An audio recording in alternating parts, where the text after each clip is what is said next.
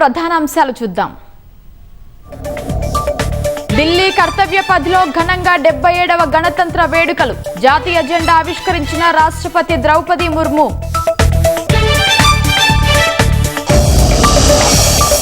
గణతంత్ర వేడుకల్లో అబ్బురపరిచిన విన్యాసాలు, కవాతులు. ఆకట్టుకున్న వివిధ విభాగాలకు చెందిన 30 శకటాల ప్రదర్శన. భిన్నత్వంలో ఏకత్వం మన ప్రత్యేకతన్న గవర్నర్. ప్రజాప్రభుత్వం రైజింగ్ తెలంగాణ 2047తో ముందుకెళ్తుందని వెల్లడి. జమ్మూ కశ్మీర్ వ్యాప్తంగా కొనసాగుతున్న హిమపాతం.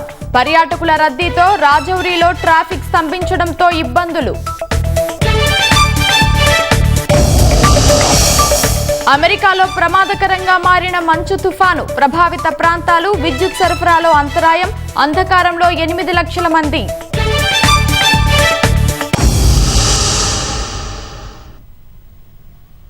గణతంత్ర దినోత్సవం వేళ దేశం కోసం పోరాడిన అమరవీరులకు ప్రధాని నరేంద్ర మోదీ నివాళులు అర్పించారు. తొలుత ఢిల్లీలోని వార్ మెమోరియల్ వద్దకు వెళ్లిన ప్రధానికి రక్షణ మంత్రి రాజ్నాథ్ సింగ్, త్రివిధ దళాల అధిపతులు స్వాగతం పలికారు. తర్వాత వార్ మెమోరియల్ వద్దకు చేరుకున్న ప్రధాని మోదీ పుష్పాంజలి సమర్పించారు. దేశం కోసం పోరాడిన వీరులకు త్రివిధ దళాల అధిపతులతో కలిసి వందనం చేశారు. తర్వాత అక్కడి పుస్తకంలో తన సందేశం రాశారు.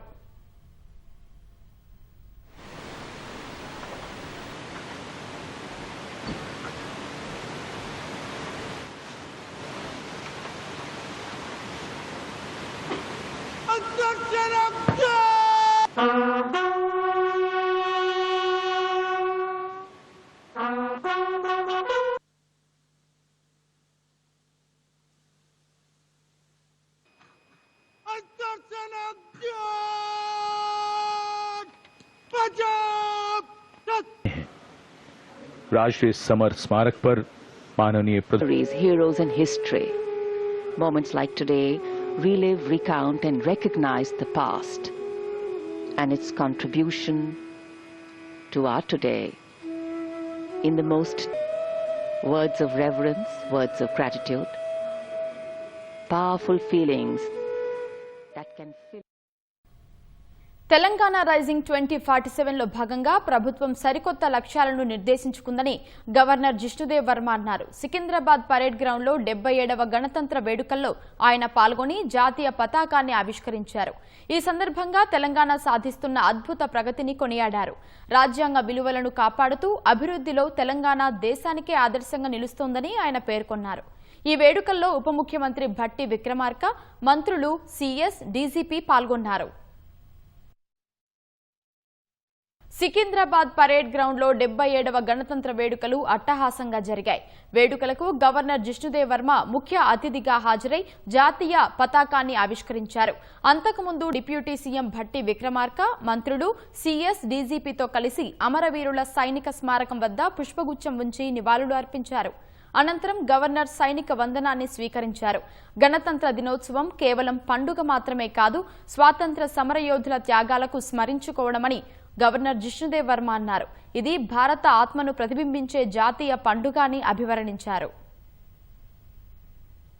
ప్రియమైన తెలంగాణ ప్రజలందరికీ 77వ గణతంత్ర దినోత్సవ శుభాకాంక్షలు.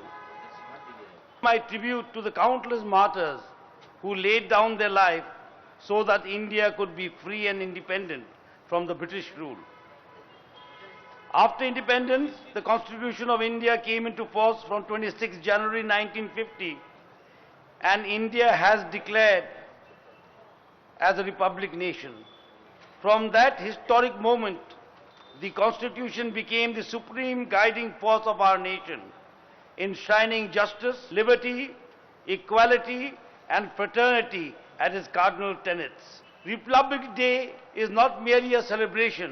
It is a solemn reminder of our bounden duty to honor the sacrifices of our freedom fighters, protect constitutional values, and strengthen the unity of our rich diversity.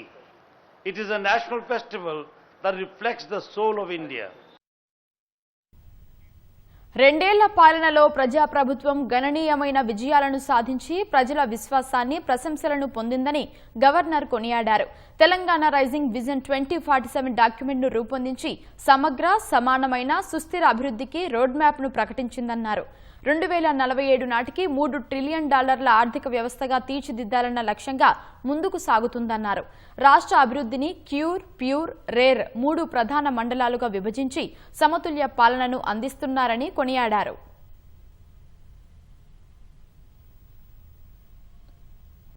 On the occasion of completing 2 years, the government took a bold and visionary step by launching the Telangana Rising Vision 2047 document. In doing so, the government has laid a comprehensive roadmap for inclusive and sustainable development. In the Vision 2047 document, government is committed to ensure balanced regional development.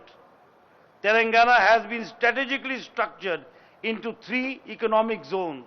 The government firmly believes that this policy will ensure balanced, equitable and sustainable development. The state of Telangana has its own culture and traditions, and the government is keen to protect them. The government has accorded utmost importance to the biennial Medaram Tribal Mahajatra, sanctioning 251 crore rupees for the permanent infrastructure while respecting their customs, in contrast to the temporary arrangement made in the past. Batukamba celebrations organized by state government last year have set Guinness World Record. ప్రజాప్రభుత్వం రైతుల సంక్షేమానికి అత్యంత ప్రాధాన్యమిస్తోందన్న governor వ్యవసాయానికి పెద్దపీట వేస్తోందన్నారు. రాష్ట్ర భవిష్యత్తు తరగతి గదుల్లోనే రూపుదిద్దుకుంటుందని నమ్మిన ప్రభుత్వం ప్రభుత్వ విద్యా వ్యవస్థను బలోపేతం చేస్తూ ప్రైవేట్ సంస్థలతో సమానంగా పోటీ పడేలా అనేక చర్యలు చేపట్టిందన్నారు. అందులో భాగంగానే 25 ఎకరాల విస్తీర్ణంలో యంగ్ ఇండియా ఇంటిగ్రేటెడ్ రెసిడెన్షియల్ స్కూళ్లను ఏర్పాటు చేస్తోందన్నారు. మహిళా సాధికారతే లక్ష్యంగా అతివల కోసం అనేక పథకాలను తీసుకొచ్చిందన్నారు. ఫ్యూచర్ సిటీ, మూసీ పునరుజ్జీవనం, మెట్రో 2వ దశ వంటి ప్రాజెక్టులు హైదరాబాద్ రూపురేఖలను మారుస్తాయని గవర్నర్ పేర్కొన్నారు. The government accords the highest priority to the welfare of farmers. Round-the-clock quality power supply is being provided to the agricultural sector, and farm loans up to rupees 2 lakhs have been waived. For the first time, a farmer commission has been constituted to enhance farmers' economy and promote sustainable agricultural practices through modern technologies, soil health management, organic farming and effective implementation of welfare schemes. Over the past 2 years, Telangana has focused on expanding welfare schemes, strengthening agricultural support and developing infrastructure. వేడుకల్లో భాగంగా పోలీసుల కవాతు ప్రత్యేక ఆకర్షణగా నిలిచింది.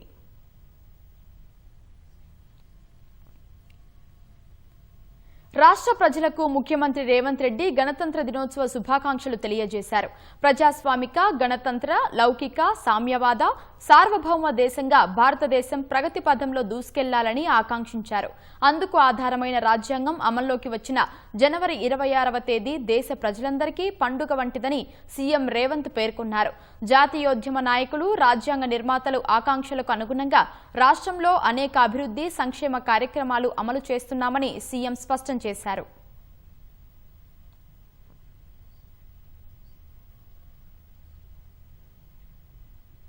77వ గణతంత్ర వేడుకలను శాసనసభ, మండలి సహా హైదరాబాద్లోని ప్రధాన రాజకీయ పార్టీల కార్యాలయాల్లో ఘనంగా నిర్వహించారు. అసెంబ్లీ ఆవరణలో జరిగిన కార్యక్రమంలో స్పీకర్ గడ్డం ప్రసాద్ కుమార్, మండలి చైర్మన్ గుత్తా సుఖేందర్ రెడ్డి తొలుత గాంధీ విగ్రహానికి నివాళులు అర్పించారు. అనంతరం శాసనసభ, మండలిలో జాతీయ జెండా ఎగురవేశారు. కార్యక్రమంలో పలువురు ఎమ్మెల్యేలు, ఎమ్మెల్సీలు, అధికారులు, సిబ్బంది పాల్గొన్నారు.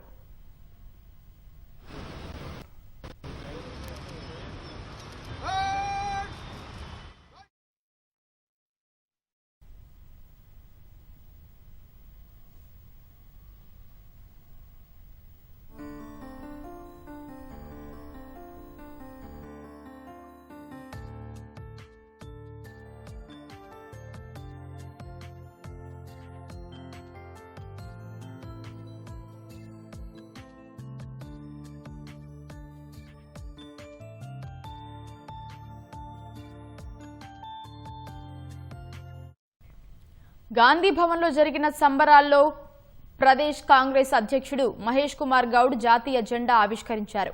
ఏఐసీసీ కార్యదర్శి Sampath Kumar, TPCC working president Geeta Reddy, మంత్రి అజారుద్దీన్, ప్రభుత్వ సలహాదారు షబ్బీర్ అలీ, ఎమ్మెల్యే దానం నాగేందర్ సహా పార్టీ సీనియర్ నేతలు, కార్యకర్తలు పాల్గొని జెండా వందనం చేశారు. టీపీసీసీ సేవాదల్ ఆధ్వర్యంలో వేడుకలు నిర్వహించారు.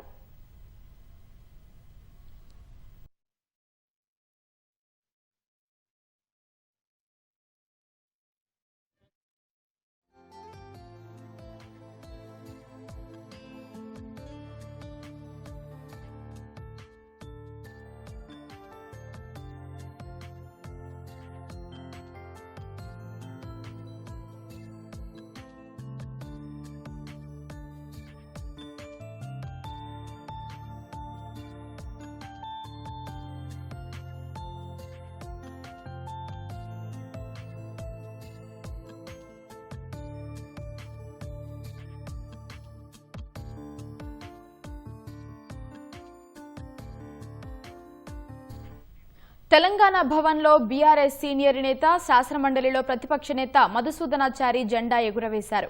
కార్యక్రమంలో పార్టీ కార్యనిర్వాహక అధ్యక్షుడు కేటీఆర్, ఎంపీ వద్దిరాజు రవిచంద్ర సహా నేతలు, కార్యకర్తలు పాల్గొన్నారు.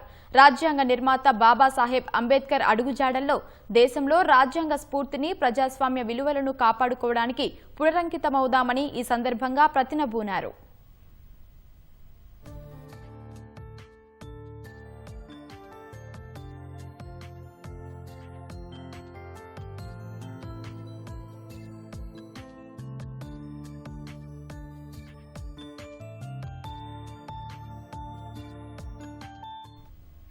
బీజేపీ రాష్ట్ర కార్యాలయంలో గణతంత్ర వేడుకలు ఘనంగా నిర్వహించారు.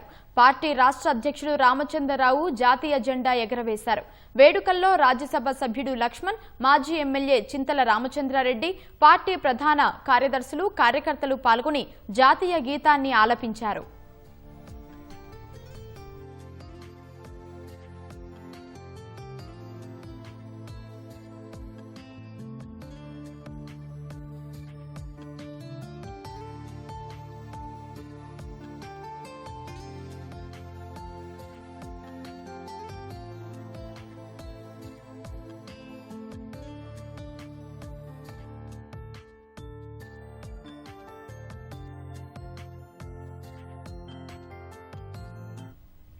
గణతంత్ర దినోత్సవాన్ని పురస్కరించుకుని మగ్దాం భవన్లో సిపిఐ జాతీయ కార్యదర్శి పల్లా వెంకటరెడ్డి జాతీయ పతాకాన్ని ఎగురవేశారు.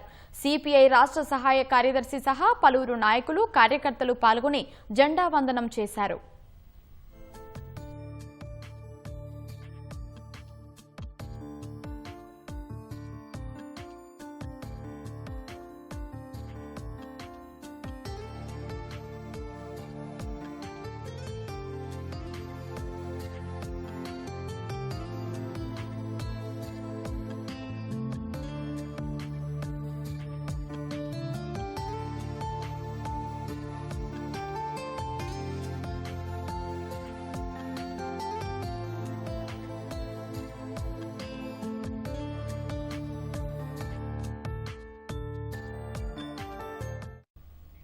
దేశంలో రాజ్యాంగం మార్చాలనే కుట్రను ప్రజలందరూ తిప్పికొట్టాలని తెలంగాణ జనసమితి పార్టీ అధ్యక్షుడు కోదండరాం కోరారు. నాంపల్లిలోని పార్టీ కార్యాలయంలో గణతంత్ర సంబరాలు ఘనంగా నిర్వహించారు.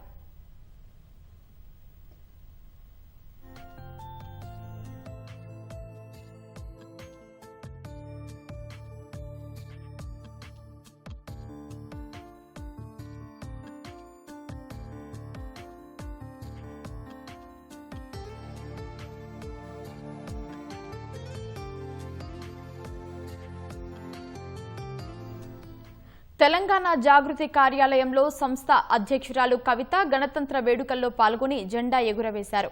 జాగృతి కార్యవర్గ సభ్యులు, ఎక్సెల్ డిఫెన్స్ అకాడమీ యువత పాల్గొని జెండా వందనం చేశారు. రాజ్యాంగ విలువలు, ప్రజాస్వామ్య స్ఫూర్తిని అందరం కాపాడుకుందామని కవిత పిలుపునిచ్చారు.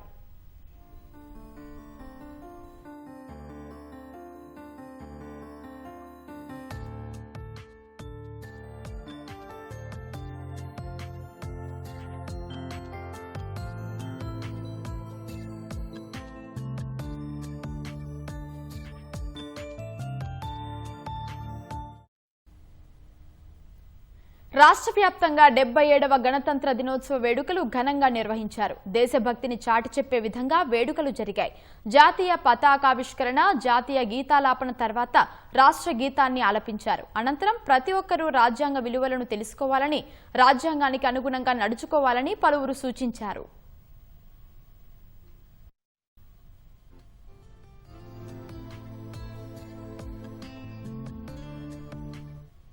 77వ గణతంత్ర దినోత్సవ వేడుకలు హైదరాబాద్ కలెక్టరేట్ కార్యాలయంలో ఘనంగా జరిగాయి.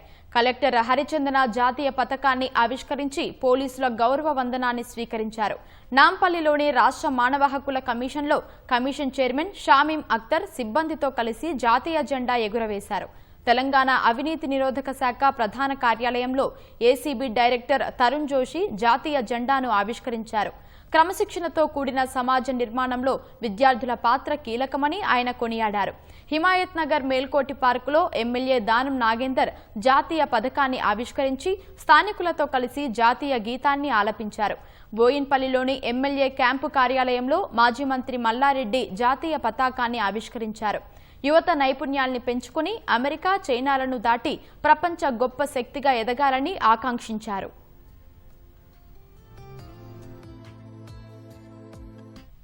నారాయణపేట జిల్లా మక్తల్ తహసీల్దార్ కార్యాలయంలో గణతంత్ర వేడుకల్లో మంత్రి వాకిటి శ్రీహరి జాతీయ జెండా ఆవిష్కరించారు.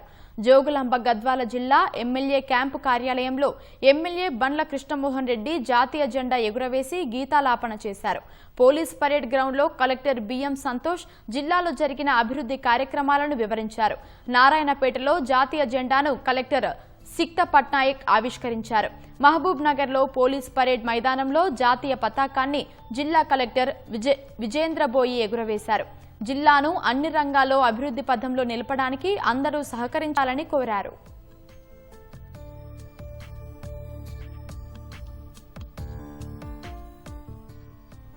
పెద్దపల్లి జిల్లా రామగుండం పోలీస్ కమిషనరేట్ ఆవరణలో గణతంత్ర దినోత్సవ వేడుకలు ఘనంగా నిర్వహించారు. విధి నిర్వహణలో అత్యుత్తమ ప్రతిభ కనబరిచిన పోలీసు అధికారులు, సిబ్బందికి సిపి అంబర్ కిషోర్ జూ ప్రశంసా పత్రాలను అందజేశారు. కరీంనగర్ పోలీస్ పరేడ్ మైదానంలో జాతీయ పతాకాన్ని కలెక్టర్ పమేలా సత్పతి ఆవిష్కరించారు. అనంతరం నిర్వహించిన సాంస్కృతిక కార్యక్రమాలను అందరినీ ఆకట్టుకున్నాయి.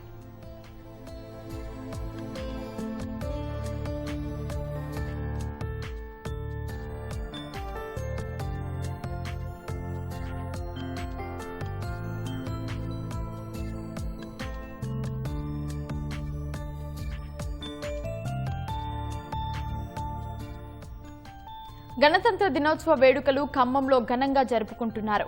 వాడవాడలో జాతీయ జెండాలు ఎగురవేసి వందనం చేశారు. ఖమ్మం జిల్లా పరిషత్ కార్యాలయంలో జెడ్పీ సీఈఓ దీక్షారైనా జాతీయ జెండాకు వందనం చేశారు. నిర్మల్ జిల్లా ఖానాపూర్లో మర్తాన్ సభ్యులు తిరంగా జెండాలతో 5 కిలోమీటర్లు పరుగు నిర్వహించారు. భారత్ మాతాకి జై, అందరూ ఓటు హక్కు వినియోగించుకోవాలంటూ నినాదాలు చేశారు.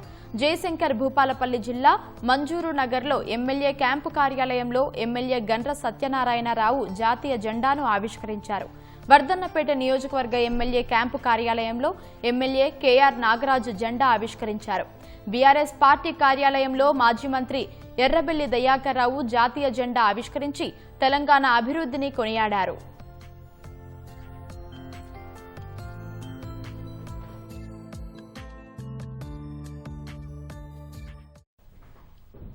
గణతంత్ర దినోత్సవం వేళ ఎలాంటి అవాంఛనీయ సంఘటనలు జరగకుండా దేశవ్యాప్తంగా భద్రత కట్టుదిట్టం చేశారు. సంఘ విద్రోహ శక్తులకు ఎలాంటి అవకాశం ఇవ్వకుండా సున్నిత ప్రాంతాలపై పటిష్టమైన నిఘా ఏర్పాట్లు చేశారు. జమ్మూ కాశ్మీర్లో ఉగ్రముక్కలు ఎలాంటి దాడులకు పాల్పడకుండా ఎక్కడికక్కడ తనిఖీలు చేస్తున్నారు. ముఖ్యంగా సరిహద్దుల్లో పహారాను మరింత ముమ్మరం చేశారు. జమ్మూ కాశ్మీర్లోని పూంచ్ జిల్లాలో వాస్తవాధీన రేఖ వద్ద నిఘాను విస్తృతం చేశారు. డ్రోన్లతో నిరంతరం పరిశీలన చేస్తున్నారు.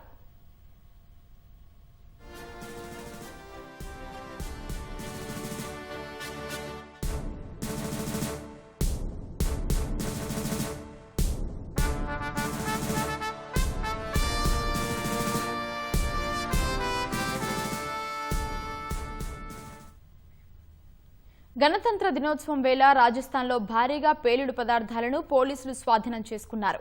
నాగోర్ జిల్లాలోని హర్సౌర్ గ్రామంలో గత రాత్రి దాదాపు 10,000 కేజీల అమ్మోనియం నైట్రేట్ను స్వాధీనం చేసుకున్నట్లు పోలీసులు తెలిపారు. భారీ మొత్తంలో పేలుడు పదార్థాలు ఉన్నట్లు సమాచారం అందుకున్న పోలీసులు తనిఖీలు చేపట్టి 187 బస్తాల్లో 9,550 కేజీల అమ్మోనియం నైట్రేట్ను గుర్తించి సీజ్ చేశారు. దీంతో పాటు 9 కార్టన్ల డిటోనేటర్లు, 12 కార్టన్లు, 15 ప్యాకెట్ల నీలిరంగు ఫ్యూజ్ వైర్, 5 ప్యాకెట్ల ఎరుపు రంగు ఫ్యూజ్ వైర్లు సీజ్ చేసినట్లు పోలీసులు చెప్పారు. ఈ ఘటనలో సులేమాన్ ఖాన్ అనే నిందితుడిని అరెస్టు చేసినట్లు వెల్లడించారు. ఈ ఘటనపై కేంద్ర ప్రభుత్వ ఏజెన్సీలకు సమాచారం ఇచ్చామని, వారు నిందితుడిని విచారించి మరిన్ని వివరాలు సేకరిస్తానని పోలీసులు చెప్పారు.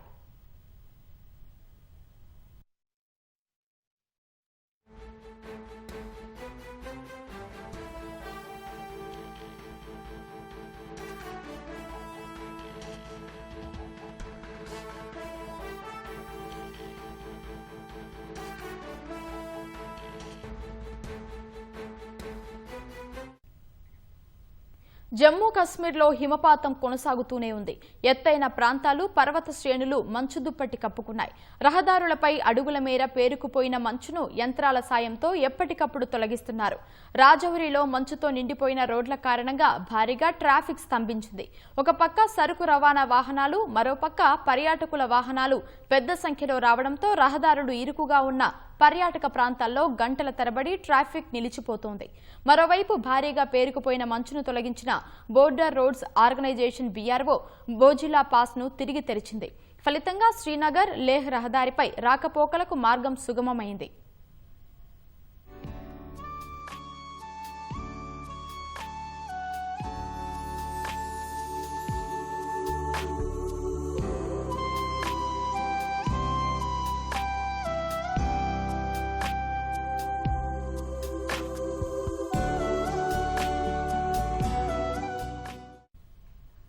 ఫిలిప్పీన్స్ లో ఘోర ప్రమాదం చోటు చేసుకుంది. 360 మందితో ప్రయాణిస్తున్న ఫెర్రీ మునిగిపోవడంతో 15 మంది ప్రాణాలు కోల్పోయారు. దక్షిణ ఫిలిప్పీన్స్ లోని పోర్టు నగరం జాంబోంగా నుంచి సులు ప్రావిన్స్ లోని జోలో ద్వీపానికి 332 మంది ప్రయాణికులు, 27 సిబ్బందితో MV త్రిషా కెట్టిన్స్ 3 ఫెర్రీ బయలుదేరింది. మార్గం మధ్యలో సాంకేతిక లోపం తలెత్తడంతో నడి సముద్రంలో ఫెర్రీ మునిగిపోయింది. సమాచారం అందుకున్న కోస్ట్ గార్డ్, నేవీ దళాలు సంఘటనా స్థలానికి చేరుకుని సహాయక చర్యలు చేపట్టారు. ఈ ఘటనలో 15 మంది మరణించారు. మరో 315 మంది ప్రయాణికులను సురక్షితంగా రక్షించినట్లు అధికారులు వెల్లడించారు. మిగిలిన వారి కోసం వెతుకుతున్నట్లు చెప్పారు. నౌకలు, నిఘా విమానాలు, హెలికాప్టర్లను రంగంలోకి దింపి గాలింపు చర్యలు చేపట్టినట్లు అధికారులు వెల్లడించారు. స్థానిక మత్స్యకారులు కూడా సహాయక చర్యల్లో పాల్గొన్నారు. సహాయక బృందాలు వెలికితీసిన మృతదేహాలు, బాధితులను బాసిలన్ ప్రావిన్షియల్ రాజధాని ఇసాబెలా నగరానికి తరలించామని అధికారులు చెప్పారు. మధ్యప్రదేశ్లోని పన్నా జిల్లాలో ఓ వ్యక్తి కడుపులో ఉన్న 1/2 కిలో రాయిని శస్త్రచికిత్స చేసి వైద్యులు తొలగించారు. దేవేంద్ర నగర్కి చెందిన 32 ఏళ్ల వ్యక్తి గత 18 ఏళ్లుగా కడుపు నొప్పితో బాధపడుతున్నాడు. పలువురు డాక్టర్లకు చూపినా ఉపశమనం లభించలేదు. ఇటీవల నొప్పి మరింత తీవ్రం కావడంతో పన్నాలోని డాక్టర్ HN శర్మను సంప్రదించాడు. వైద్య పరీక్షలు చేసి కడుపులో పెద్దరాయి ఉన్నట్లు గుర్తించారు. ఈ నెల 22న విజయవంతంగా శస్త్రచికిత్స పూర్తి చేసి ఆ రాయిని తొలగించారు. ప్రస్తుతం ఆ వ్యక్తి పూర్తి ఆరోగ్యంగా ఉన్నాడని, తన సర్వీసులో ఇంత భారీ పరిమాణంలో ఉన్న రాయిని తొలగించడం ఇదే మొదటిసారని డాక్టర్ శర్మ తెలిపారు.